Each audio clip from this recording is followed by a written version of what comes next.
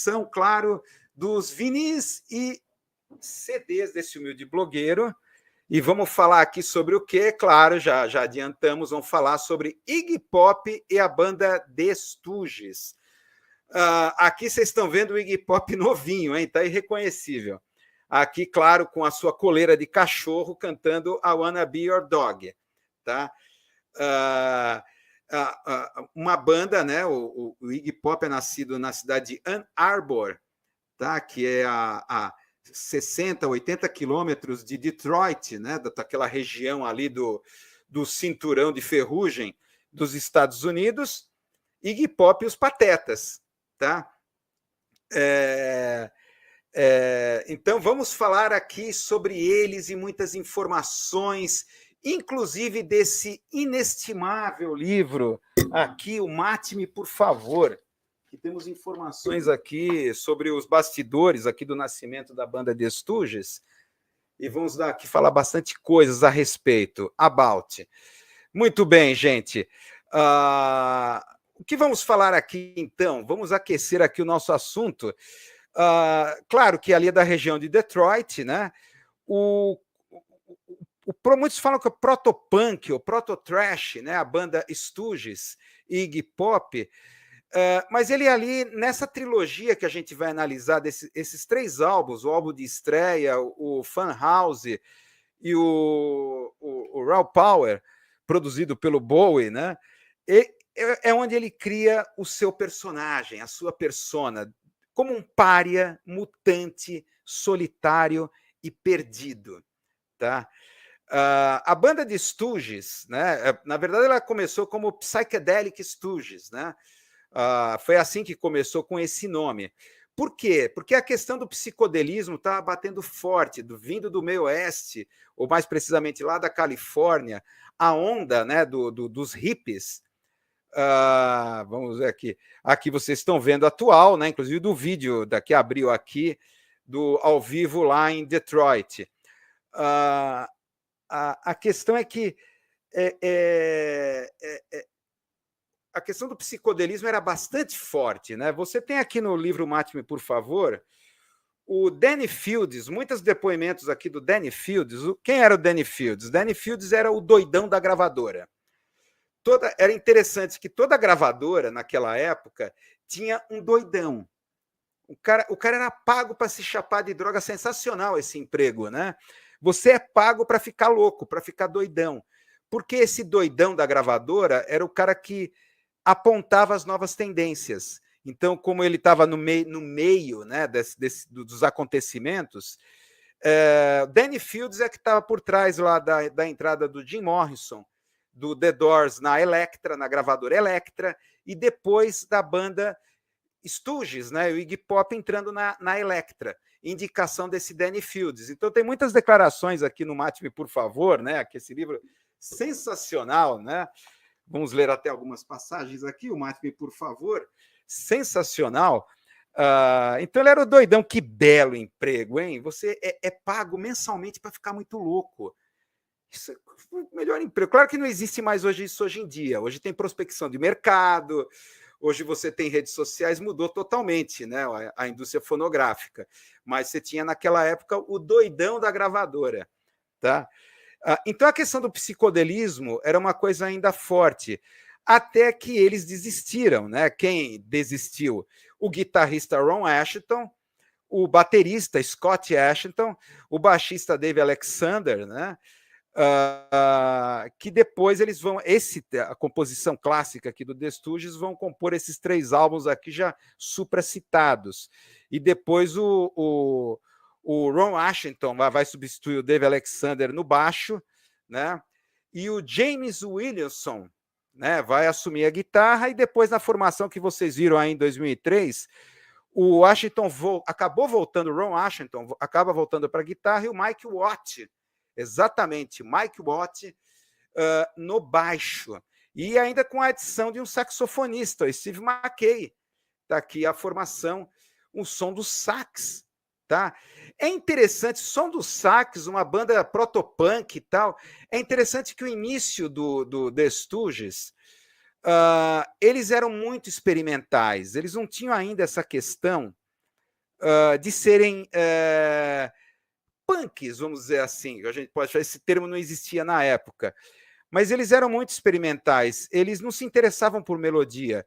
Eles preferiam gerar um tipo de som cáustico, uma espécie de zumbido, com músicas abaixo,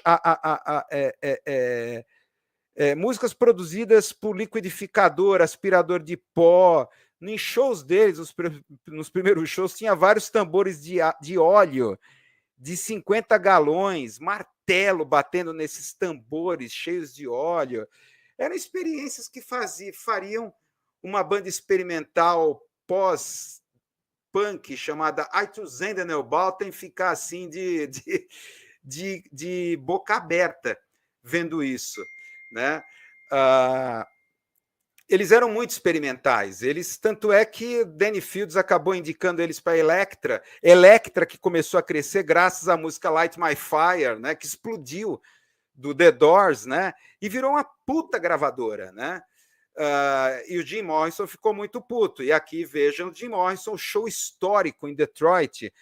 Pode-se dizer que aqui o The Stooges e Iggy Pop começaram, tá? Esse show aqui em Detroit, o próprio Iggy Pop ele explica no Mate-me, por favor. Eu vou aqui reduzir bastante, né? Depois do sucesso do Light My Fire, né, que trouxe a riqueza para a Elektra Records, ele ficou muito puto. A gente já falou aqui diversas vezes do movimento hippie na Califórnia, no oeste americano, como uma psyop da CIA. Há muitas evidências disso, né?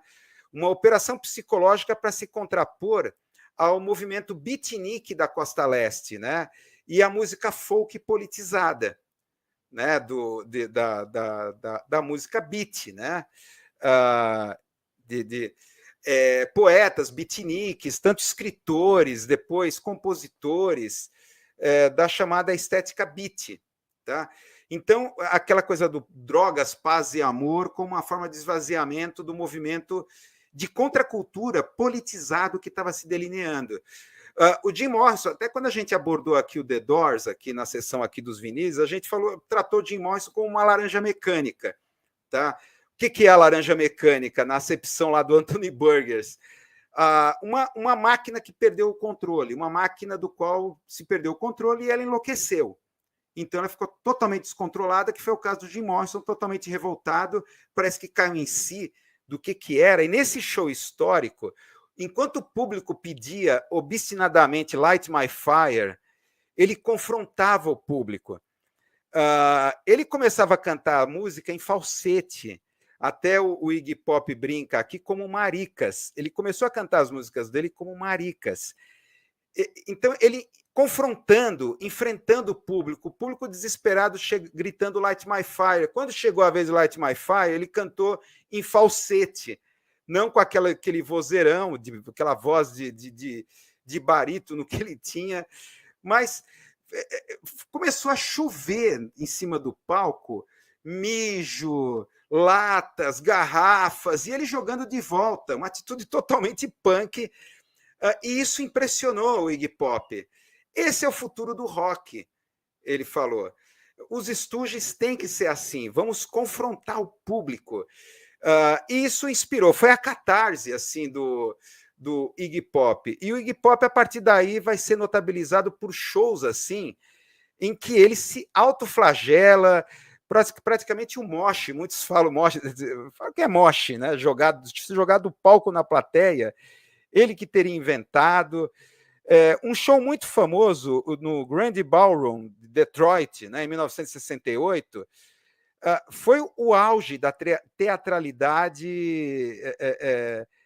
e violência dos shows do The Stooges, né? O Iggy Pop raspou as sobrancelhas, cobriu o rosto com tinta branca, e ele, para esse show, normalmente nos shows ele usava sapato de golfe, uma touca de natação de borracha, decorada com várias dezenas de tiras de papel de alumínio. E usava um vestido que o próprio Ron Asheton, né, descreveu como uma velha camisola branca dos anos 1800, uma camisola branca do século XIX. Isso aqui é depois, produção. Ô, produção, isso é depois, meu. Tanto é que ele vai aparecer novamente com essa camisola num dos filmes do Jim Jarmusch, o Dead Man.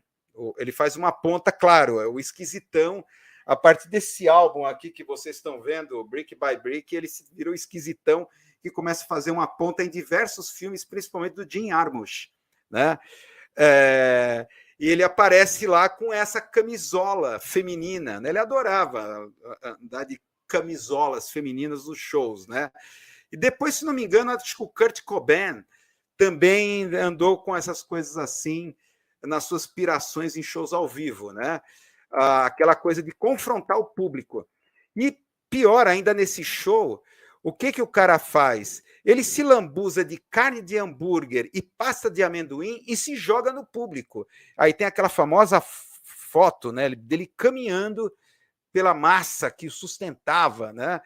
Ele com o peito cheio de pasta de amendoim e carne de hambúrguer, todo lambuzado. Então, foi uma coisa que a Kim Gordon, do Sonic Youth, acho que a melhor definição para o som que eles faziam, da Kim Gordon, que ela fala que os Stooges, para ela, era uma música sombria, sexy, perigosa e radical. Não é à toa que o álbum de estreia do Sonic Youth, Kill Your Idols, acho que foi o álbum de estreia, eles tocam uma versão do Wanna Be Your Dog, que eu acho, na minha opinião, mais doentio e pirada ainda que a do Iggy Pop, que é uma versão que eu acho que nesse álbum deve ser ao vivo, que é ainda mais psicótica ainda que a do The Stooges, a versão do Sonic Youth para Wanna Be Your Dog.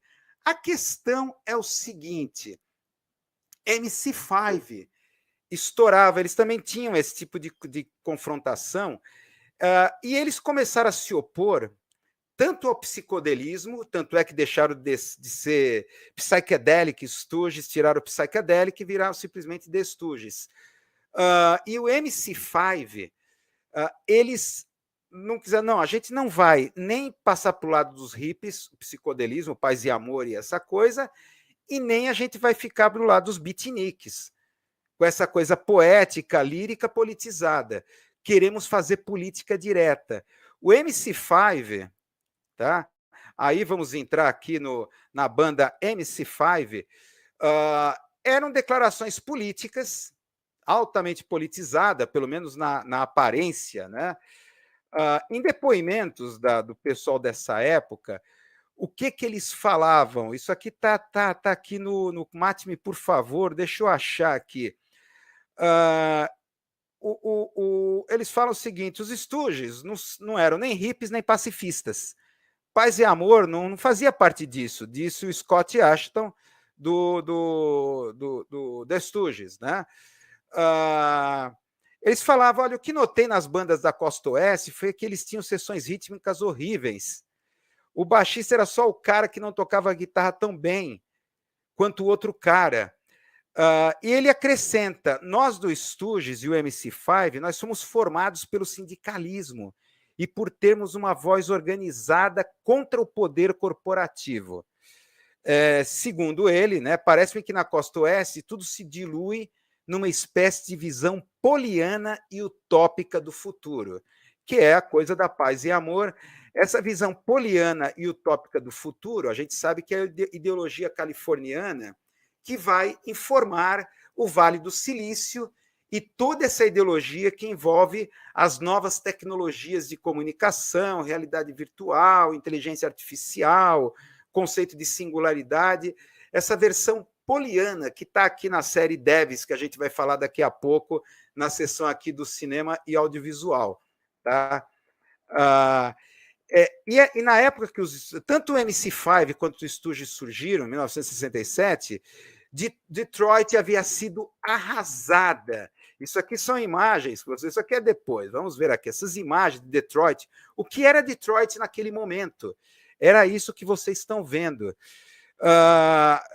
Detroit é uma cidade arrasada por distúrbios raciais, 43 pessoas morreram naquele ano, centenas ficaram feridas e quase 1.400 prédios foram queimados, a maioria em bairros negros. era isso o que estava ocorrendo em Detroit. Detroit era uma cidade que o desemprego estava cada vez mais endêmico. A desindustrialização daquela região ali do cinturão da ferrugem, que acabou se tornando, estava cada vez mais acelerada. Os conflitos sindicais eles se envolviam com os conflitos raciais. Tá? Então, para bandas como The Stooges ou MC5, não fazia sentido, principalmente para os Stooges, não fazia sentido essa coisa poliana e nem uma coisa lírica e poética. Era uma coisa brutal e de confrontação contra o público. O público deveria ser confrontado para chacoalhar. Olha, vocês não estão aqui só para serem entretidos. Vocês têm que enfrentar o mundo corporativo. Era bem esse o espírito, mas o MC5 era muito mais politizado. Tá? Agora, tem uma questão, aí é que está a questão mais de fundo que eu quero discutir aqui, pegando aqui claro, vamos ver, pegar aqui a lanterna aqui